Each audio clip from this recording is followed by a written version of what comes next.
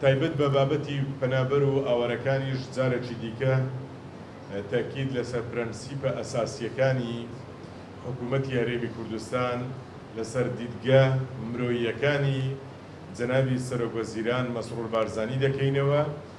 هەرێمی کوردستان بە هەولێر لە ناویشیدا وەکو پەناگەیەک و شوێنێکی ئارام ماڵی ئەو ئازیزانەیە کە بە هەر هۆکار و هۆیەکەوە چ ئاوارەن و چ پەنابەرن لێرە داخستنی کەمپەکان و بڕیاری حکوومەتی عێراقیش لەلایەن حکوومەتی هەرێمی کوردستانەوە بابەتێکی ڕەتکراوەیە کە ئەو بڕیارێکە خزمەت بەو خۆشەویستانە ناکاتن و گەڕانەوەی ئەو کەسانەش بە زۆرە ملێ لادانە لە بنەما ئەساسیەکانی بەرگریکردن لە بنەماکانی مافی مرۆڤ.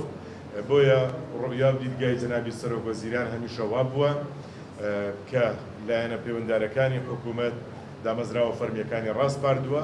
حکوومەتی هەرێمی کوردستان لەگەڵ گەڕانەوەی بە زۆرە ملێ نییە، بەڵام لەگەڵ گەڕانەوەی ئارەزومەندانەیە و ئێستاش لە عێراقدا ئەو هۆکارانێک کە خەڵک پێی ئاوەرە بووە تا ئەمڕۆکەش بەردەوامن گرفتە ئەمنیەکانیان چارەسەر نەبووە.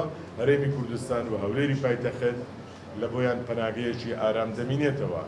تا ئێستا ژمارەیە و ئاوەرە و پەنابەرانەی کە لە هەولێرەوە ماون 344,000 ئاوەرە و پەنابەرە، بێشک لەو دۆخە قەیراناویەوەی کە ئێمە تێداین وەکو حکوومەتی هەرێمی کوردستان ئەرچی ئێمەی قورستر کردیە.